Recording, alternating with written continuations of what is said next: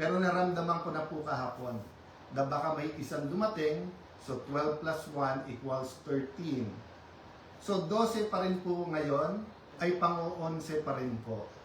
Dahil sa ating konstitusyon, sa ating rules of the Senate, kailangan pong 13. Hindi po kami nagpipilit sa kapangyarihan. I can go as Senate President, even as Senator anytime. Hindi po ba ako lang ang katangi-tangi sa mga matataas na opisyal na nung nangyari yung flood control scam ay nagsabi, ba't hindi na lang tayo lahat mag-resign? Bakit po ngayon, after asking me to resign yesterday, illegal po. Actually po, hindi nila ako tinanggal. Naglagay ng acting. Senator Win, Lucian, ingat kayo dyan. You're playing around with fire. This is not just about the Senate. This is about the Philippine Constitution. Mga kababayan, sabi nila, ginawa nila to kasi naipit ang trabaho. Wala naman po silang ginawa ngayon.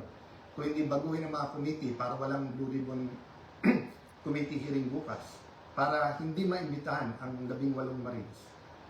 Pinalitan nila ang presiding officer. Bakit po? Nagpakita po ba ako ng kahit anong partiality sa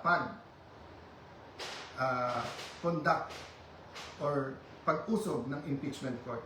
Alam niyo po, madidelay po ang impeachment sapagkat pag pinalitan ang rules ay kailangan pa ho na magkaroon ng publication. So pati po ang ating mga arrangement ngayon magbabago. Bukod pa ho doon, pwede mag-motion for reconsideration kung legal. Ang problema, illegal po ang sesyon kanina.